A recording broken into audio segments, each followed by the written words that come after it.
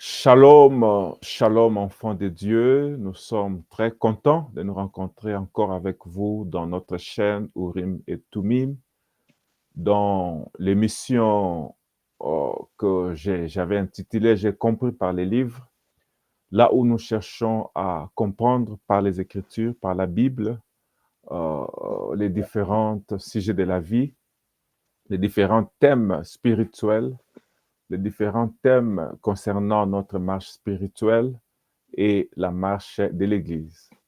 Nous étions en train de parler de la Bible et William Marion Branham. Le thème, c'est Branham et la Bible. Et notre pensée, c'était de chercher à répondre à cette question. William Branham a-t-il interdit aux gens de lire la Bible? William Branham est-il venu ajouter à la Bible? William Branham est-il venu retrancher à la Bible? Et pour cela, nous avons un serviteur de Dieu, notre frère Joseph L'Olivier, qui avait déjà commencé à nous expliquer toutes ces choses dans la première émission.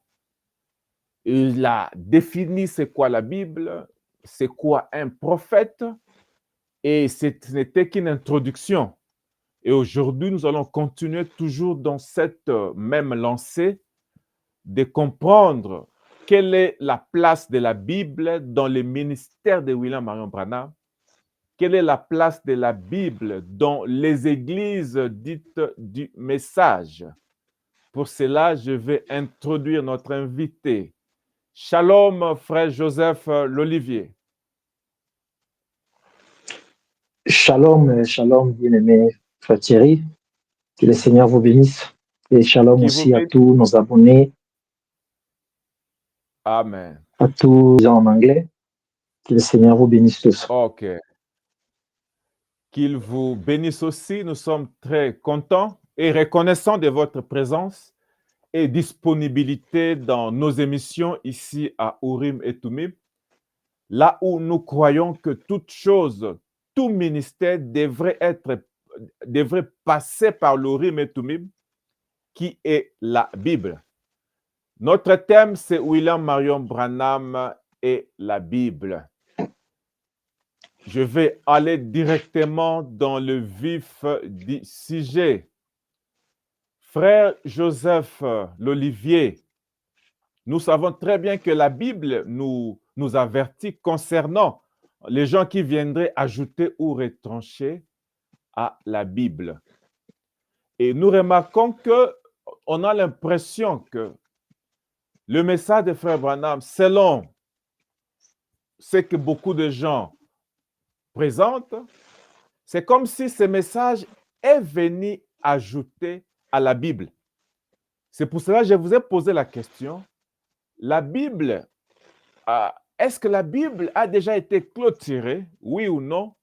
Et vous m'avez répondu en deux volets.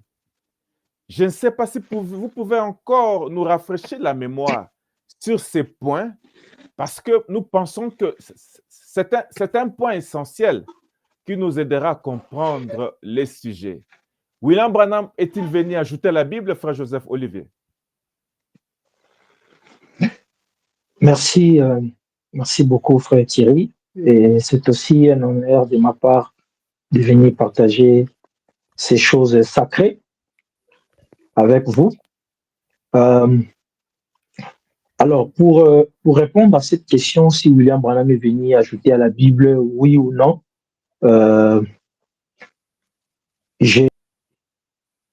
j'aimerais répondre cela toujours de voler.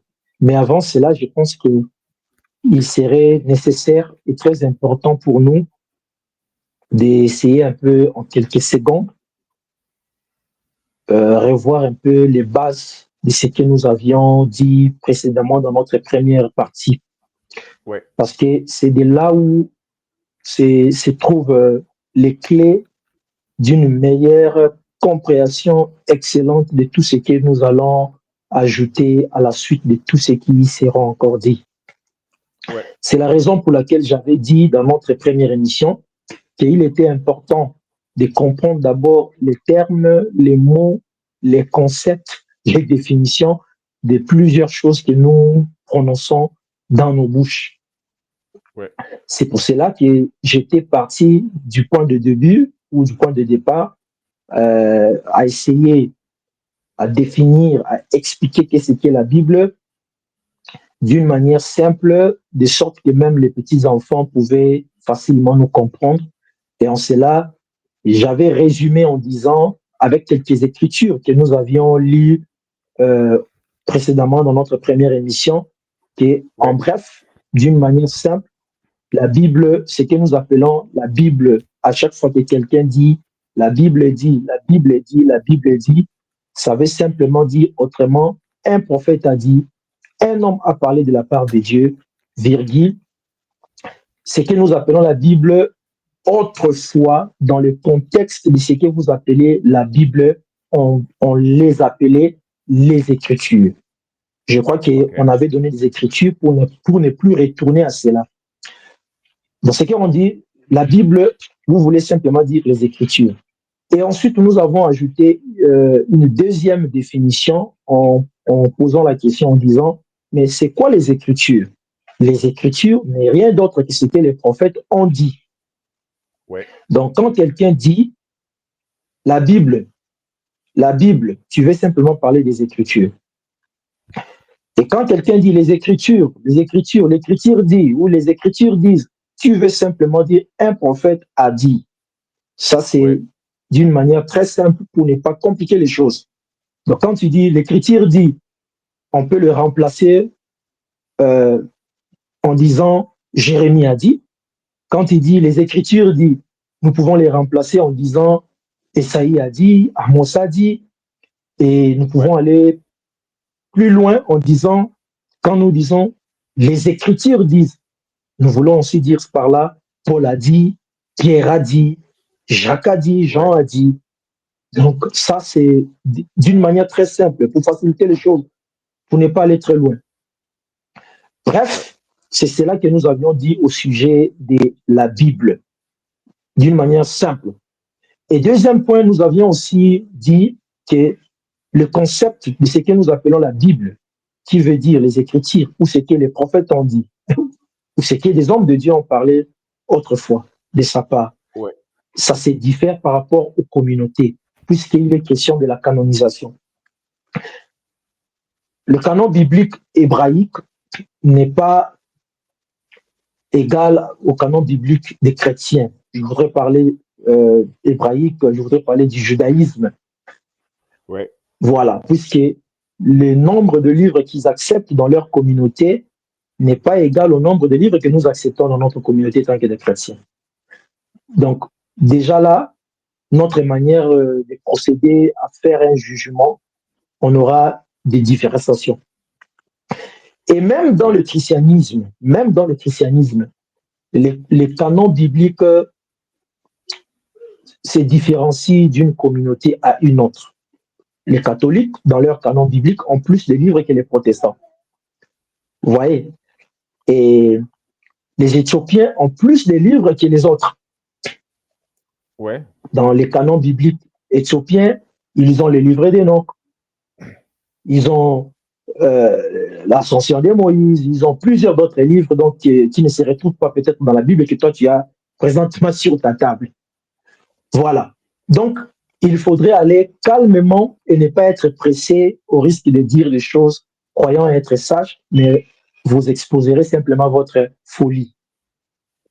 Ouais. Voilà. Bref, maintenant, s'il y a un élément que je pouvais ajouter là-dessus pour revenir maintenant à ta question, je dirais ceci, que la manière de Dieu de canoniser la Bible, lesquels mots en grec qui veut simplement dire livre, Ouais. la manière de Dieu de canoniser les Écritures, donc les paroles de Dieu inspirées, qui sont choisies par Dieu lui-même, Ouais. la manière de Dieu de canoniser les hommes qu'il a choisis lui-même, tel qu'il avait dit au prophète Jérémie, que j'étais établi prophète dès le sein de ta mère, Ouais. est vraiment différent de la manière des hommes de canoniser. La manière de l'Église catholique de canoniser est différente des protestants, des juifs, et différent, et ainsi de suite. Vous comprenez? Alors, donc, jusqu'à là, et si vous remontez à l'histoire biblique, l'histoire de la religion, du point de vue théologique, vous allez être en accord avec moi que même le processus de la canonisation biblique a été vraiment une grande procédure des siècles en siècles, de génération en génération. On a eu des révisions et des révisions, des corrections et des corrections, des copies et des copies, des ajouts et des ceci et des retranchements, et ainsi de suite. Ouais. Bien sûr, tout dépendant des communautés et des communautés.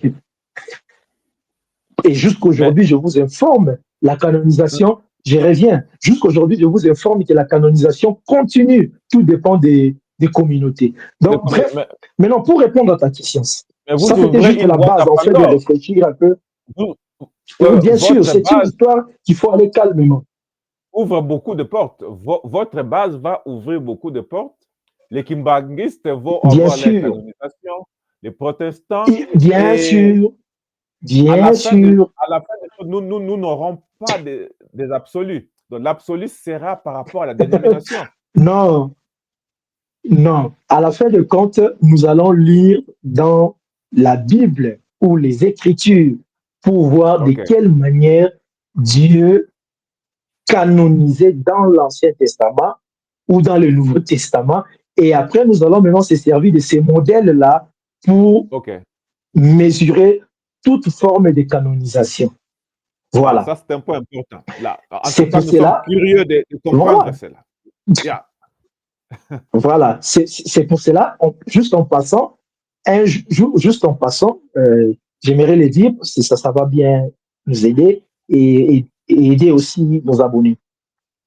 Vous savez, un jour, notre prophète est allé aux bibliothèques, il était parti chercher les écrits de Martin Luther, les Luther. Ouais. Et il s'est croisé avec quelqu'un qui lui posait la question. Il dit, non, je cherche les écrits de Luther. Il lui dit, tu cherches les écrits de Luther, pourquoi tu cherches ça? Ouais, mais il n'est même pas canonisé. Oh. Donc, William Branham, qui est Luther, n'est même pas canonisé. Pourquoi tu cherches les écrits? Et William Branham lui regarda et lui répondant, si pour vous, il n'est pas canonisé, mais pour Dieu, il est canonisé. Oh. Ça c'est un point important. Vous comprenez? Si pour vous, il Ça, n'est c'est un pas point important. canonisé, mais pour Dieu, il est canonisé. D'où, s'il est canonisé, son témoignage, ses écrits, ses prédications, tout ce qu'il a déposé sur la terre de la part de Dieu devient des exemples, des instructions qu'on peut se servir pour se rapprocher de Dieu d'une manière ou d'une autre.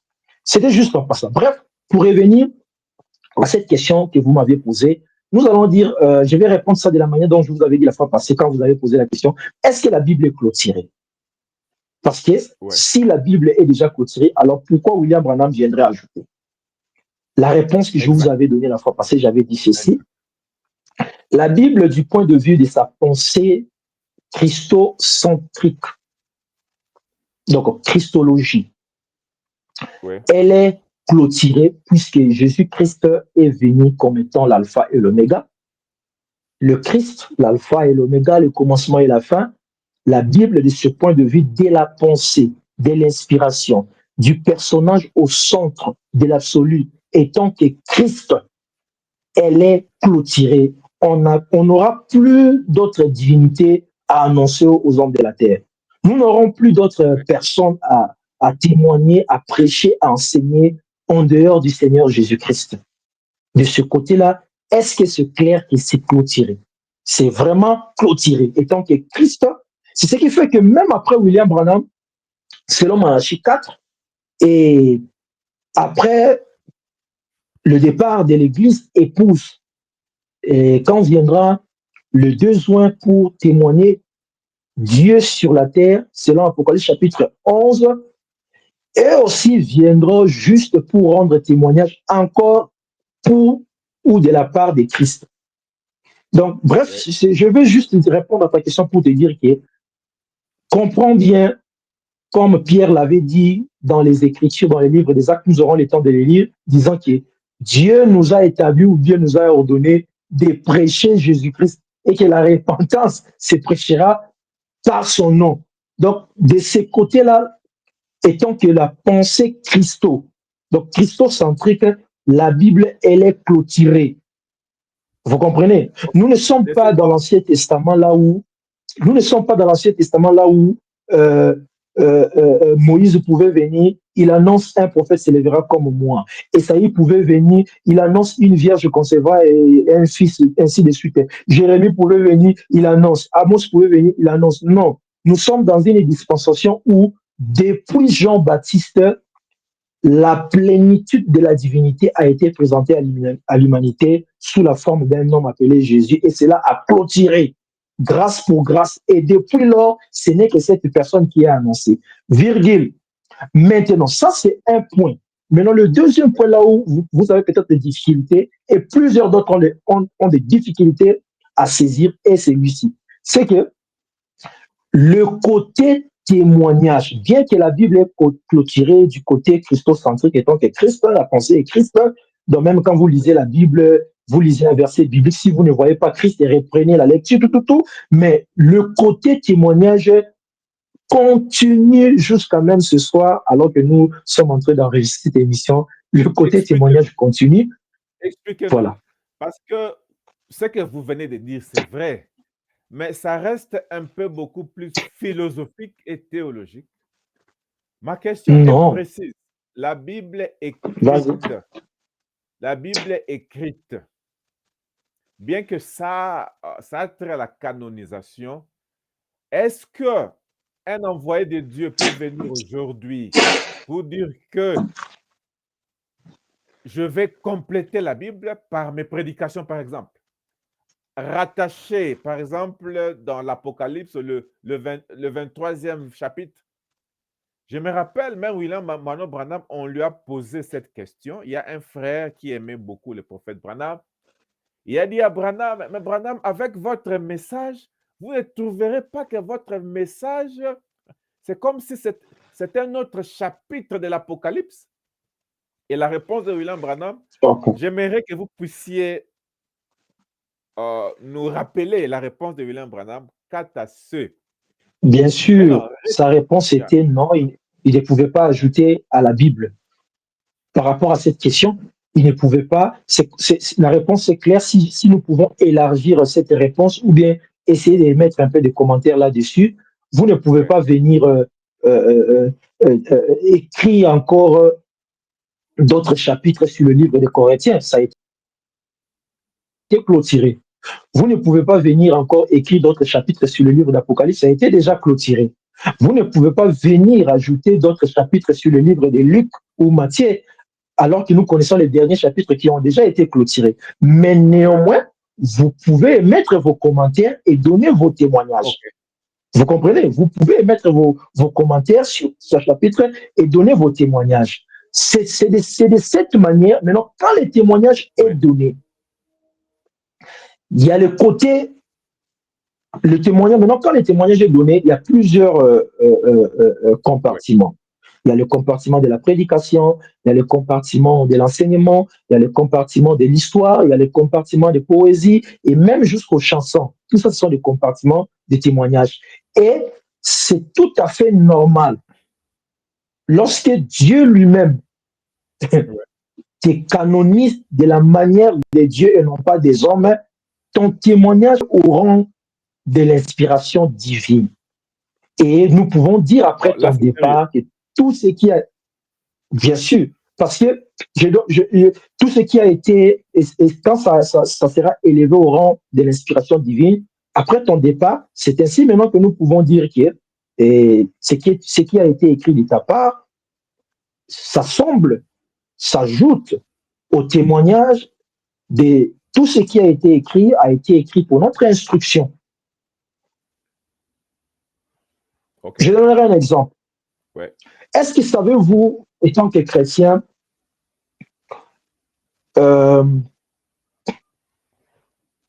Je vais prendre un seul exemple. Il y en a beaucoup. Il y a beaucoup, mais on va prendre un exemple simple. Ok. Prenons simplement l'exemple du livre de Luc. Ouais. Le livre de Luc que nous avons dans la Bible, dans les 4 évangiles. Luc ne fut même pas un des disciples de Jésus. Ouais. Il le dit Ouais. lui-même.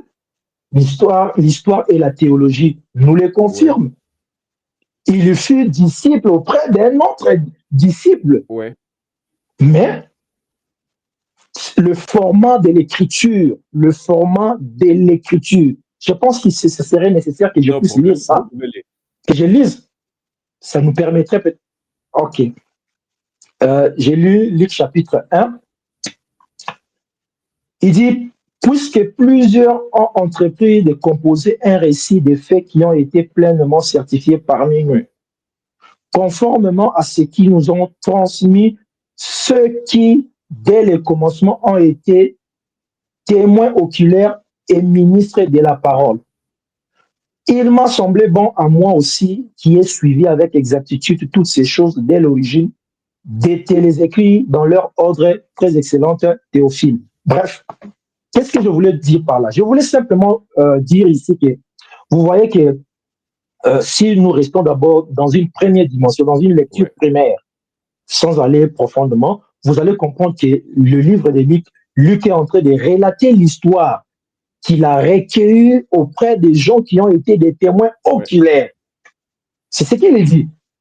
Donc, il écrit un livre. Ouais. Vous comprenez? Il est en train d'écrire un livre après avoir recueilli des témoignages à gauche, à droite, auprès de ceux qui ont été ministres de la parole, auprès de ceux qui ont été, comme il dit lui-même, des témoins oculaires, pas seulement des ministres de la parole, même des témoins oculaires. Donc, même des gens qui ont simplement rendu des témoignages. J'étais là, le jour-là, quand Jésus a dit au général romain que vas-y, ton serviteur est guéri, on prend ça en Ouais. écrit. Vous comprenez? Donc, il faut aller calmement, il faut aller doucement pour comprendre que Dieu peut prendre même des témoignages auprès des témoins oculaires et même auprès des ministres de la parole qui ont été là dès l'origine de la chose. Dieu peut prendre ça et canoniser cela, autrement dit, faire de cela comme de l'autorité de l'inspiration divine, un livre d'inspiration divine pour nous perfectionner, nous corriger et nous amener à la perfection.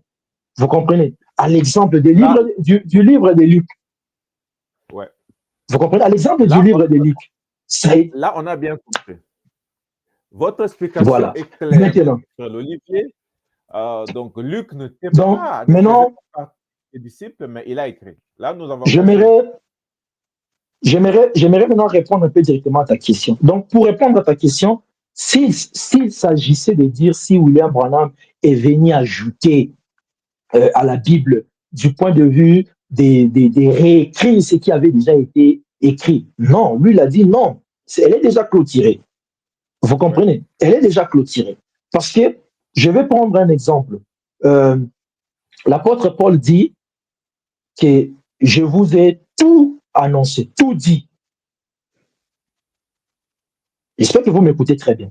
Tout. Ouais, ouais. Je ne vous ai rien caché. Je vous ai dit tous les conseils de Dieu.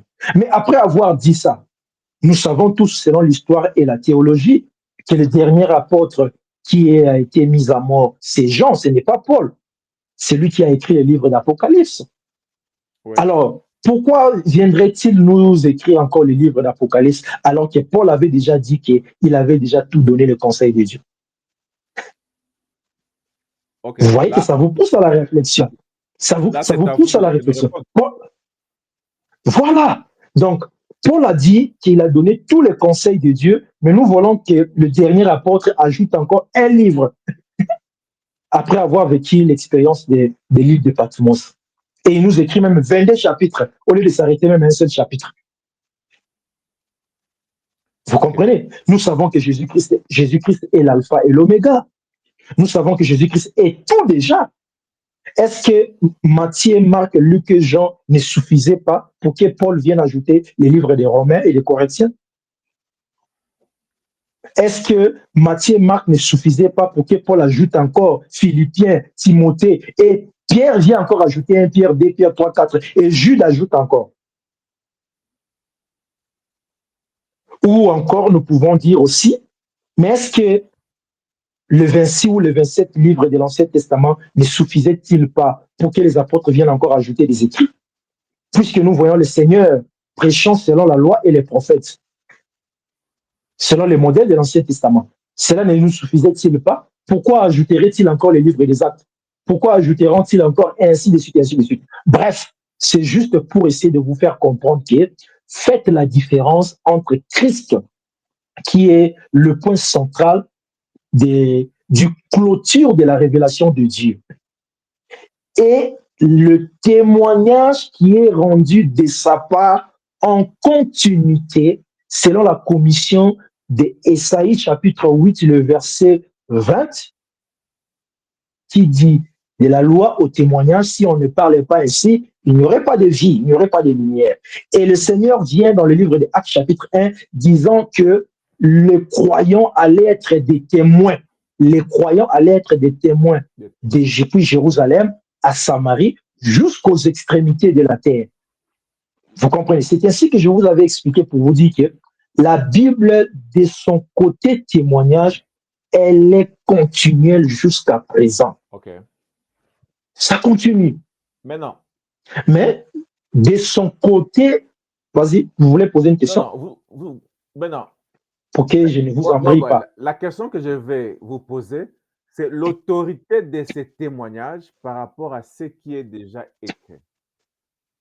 Là, peut-être, vous, quand vous allez finir votre Ok. développement, si vous pouvez un peu nous éclaircir, je dirais que ça risque d'ouvrir une boîte à Pandore. Chacun peut venir dire que non, Dieu m'a canonisé, Dieu m'a parlé, ajoutez aussi mon témoignage, ajoutez aussi mon témoignage. Vous ne trouvez pas que nous Non, allons non. nous perdre?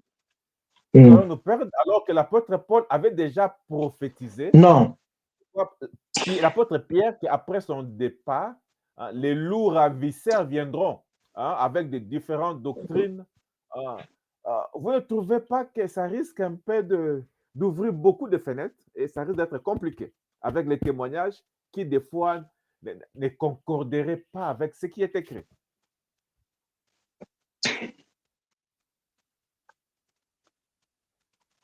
Non. Vous ne pouvez pas euh, corriger une erreur par une erreur ou des erreurs par des erreurs ou en prenant des positions extrémistes qui vous mettraient aussi également loin de la parole, juste par peur, parce qu'il a été prédit que des loups ravisseurs seraient là. Ce qui a été euh, pas quelque chose de nouveau, puisque depuis l'Ancien Testament, l'apôtre Pierre l'a dit, il y a eu de faux prophètes, il y aura des faux docteurs. Donc, quand il y a eu de faux prophètes, cela n'a pas empêché Dieu d'ajouter après Moïse Josué. Et Josué écrivant les livres de Josué. Vous comprenez? Et pourtant, nous savons qu'il y a eu Corée et Dathan qui s'opposaient à Moïse. Mais ça n'a pas empêché Dieu d'ajouter Josué avec les livres de Josué. Et ainsi de suite. Vous comprenez? Donc, je viens dans le Nouveau Testament pour dire que je pense que la chose qui devait intéresser les croyants, c'est de chercher à savoir maintenant. Nous avons Christ qui est comme le point absolu, le point central de la Bible. L'homme à qui on peut ni ajouter ni retrancher. La révélation qu'on ne peut plus, on ne peut plus changer. C'est ainsi qu'il est le même hier, aujourd'hui et pour toujours, ou éternellement selon d'autres versions. Mais son témoignage varie de génération en génération, d'âge en âge. C'est ça que vous n'arrivez pas à supporter. Maintenant, comment faire? OK. Comment faire? La question maintenant serait comment faire pour savoir que ces témoignages, ces écrits, cette parole, cet enseignement, cette prédication, ce miracle, ces chansons, et ainsi de suite, fait la continuité de l'inspiration divine qui ne faillit jamais, qui demeure éternelle, qui est la parole de Dieu. Les règles OK. sont simples. Disons, on va lire au moins deux écritures, trois, pour vous montrer No, que voici comment on fait. no problem. Voici comment on fait. On va d'abord lire, je crois, dans Luc chapitre 24. Ouais. Luc chapitre 24. au verset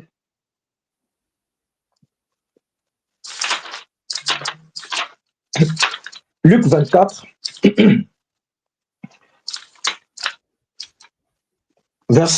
allons-y même au verset, je crois même verset 27, hein, ou bien, commençons d'abord par Acte 15. Je pense que commençons d'abord par Acte. Acte 15, ok. Après, on va revenir.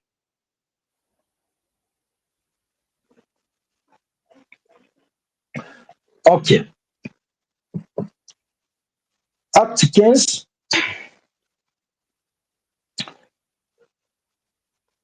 On va lire au verset 15. Commençons même au verset 15, ça va, pour gagner du temps. Et non, je commence au verset 14. Siméon a raconté, donc Jacques parle de Pierre. Je suis très bien. Ouais. Jacques parle de Pierre. Il dit, Siméon a raconté comment Dieu a pris soin de choisir. Jacques parle comment Pierre a raconté. Il raconte l'histoire. Pierre est en train d'expliquer comment Dieu est passé d'Israël aux nations. Et Jacques relate comment Pierre l'a fait. Un témoignage ou une prédication, on peut le remplacer par plusieurs autres formats qui sont possibles sur la table. Siméon a raconté comment Dieu a pris soin de choisir pour la première fois d'entre le païen un peuple qui porta son nom. Maintenant, voici la règle qui va t'aider par rapport à ta question. Voici la règle. Avec cela concorde, avec cela concordent les paroles des prophètes. Avec cela concordent les paroles des prophètes. Avec ce que Pierre Siméon a expliqué, oui. Donc, la règle, c'est ça la règle. Ce que tu dis doit concorder avec les paroles des prophètes. Les prophètes. Que tu chantes un cantique inspiré, même si tu mets les noms de Pierre, Jacques et Jean ou Brand, ce n'est pas un problème. Mais si ça ne va pas avec ce que les prophètes ont, on met ça de côté. Prêche comme tu veux prêcher, monte au ciel, descend, fais descendre des colonnes de feu et tout. Mais si ça ne concorde pas avec ce que les prophètes ont dit, on met ça de côté. Vous comprenez? Dis ce que tu peux dire, proclame ce que tu peux faire, faites même 1 million de déclarations. Fais même 1 million de déclarations, chaque jour au moins 100. Mais si toutes ces déclarations-là ne concordent pas avec ce que les prophètes ou les paroles des prophètes, on met ça de côté. Vous comprenez? Ça, c'est la règle. Et c'est cette règle que le Seigneur, je pense que c'est déjà suffisant, ça vous éclaire déjà assez pour ne pas ajouter trop. C'est cette règle que quand le Seigneur était ressuscité dans Luc chapitre 24, à partir du verset 27, et vous descendez jusqu'en bas là-bas, quand il a commencé à expliquer à son sujet qu'il fallait qu'il puisse être mis à mort, qu'il ressusciterait, et ainsi de suite, la Bible dit qu'il commençait par Moïse et les prophètes. Donc, le témoignage que Jésus était en train de donner par rapport à sa mort, à sa résurrection et tout, c'était un témoignage qui concordait par rapport à ce que Moïse avait dit et par rapport à ce que les prophètes avaient dit. Tu vois la règle qui venait. Ouais. C'est ça la règle. Et c'est cette règle que vous retrouverez dans Ésaïe chapitre 8, 20. Ouais. De la loi au témoignage. Donc, il faut que les paroles puissent se concorder. Il ne faut pas qu'il y ait de contradictions. Et dès qu'il y a des contradictions, peut-être ce n'est pas encore le temps que Dieu ne vous ait pas encore révélé, alors ne soyez pas pressés à blasphémer. Donc, il faut se Restez réserver. calme, allez dans la prière, peut-être que Dieu vous révélera. Au lieu de rejeter, il faut se réserver. C'est un conseil. Chacun peut prendre l'approche qu'il veut, mais moi, parce que tu ne sais pas encore. Vous comprenez? Ça, c'est juste un conseil d'un frère, un frère inutile. C'est juste un conseil d'un. Donc, dès que vous voyez des contradictions et que vous n'arrivez pas à les faire concorder, dès que vous voyez des contradictions et que vous n'y arrivez pas à les faire concorder, le conseil d'un frère inutile, réservez-vous, allez d'abord prier. Allez d'abord prier. Quand vous n'arrivez pas, Quand vous n'arrivez pas à réconcilier Apocalypse chapitre 3, le verset 14, avec Apocalypse 17, allez-y prier. Quand vous n'arrivez pas à réconcilier Malachie chapitre 4 et les prophètes avec Apocalypse 17, allez-y prier. Ne soyez pas pressés à blasphémer. Bref, c'était juste entre parenthèses. Donc, par ces écritures, je voulais juste te montrer qu'on peut ajouter la déclaration de Jésus dans Jean chapitre 7, lorsqu'il a dit aux pharisiens, aux juifs, vous sondez les Écritures parce que vous croyez en voir en elles les témoins, vous croyez avoir en elles la vie. Mais il dit que ce sont elles qui rendent témoignage de moi. Or, ce que Jésus dit, les Écritures, souviens-toi de notre définition, nous avons dit que les Écritures, c'est les paroles que les prophètes ont dit. Ce que vous appelez aujourd'hui la Bible. Donc, ce que vous appelez aujourd'hui la Bible, c'est les Écritures. Ce qu'on appelle les Écritures, c'est les paroles que les prophètes ont dit. Alors, Jésus a dit aux pharisiens, aux scribes, que vous vous accrochez aux Écritures et vous croyez avoir la vie en elles, mais alors que ce sont elles qui vous amènent en moi ou qui rendent témoignage de moi. Autrement dit, les Écritures, les prophètes, Moïse, Jérémie, Esaïe, et ainsi de suite. Aujourd'hui, nous allons dire même Branham et Paul et Luther, Wesley, Colomba, tous s'accordent et rendent témoignage de lui. Bref, c'est pour te dire que la règle, c'est qu'il faut chercher à voir si ça concorde. Si ça concorde. Comme Jacques l'a dit pour Pierre, Siméon a raconté comment Dieu est passé d'Israël aux nations pour chercher un peuple qui porterait son nom. Avec ce témoignage de Pierre, avec cet enseignement de Pierre, avec ces chansons de Pierre, avec cet enseignement de Pierre, ça accorde les paroles des prophètes. C'est ça la règle. Et William Branham, dans les 70 semaines de Daniel et dans plusieurs autres citations, aujourd'hui nous allons beaucoup lire la Bible, mais pour Branham, on va seulement dire ce qu'il a dit. Il a dit que c'est ça sa méthodologie. Sa méthodologie d'enseignement, c'était ça. Il a dit qu'il n'a jamais été satisfait quand il trouvait des bouts des Écritures. Le seul moment où il était satisfait que la chose était correcte, c'était vraiment l'Urim, les Urim et les Tumim.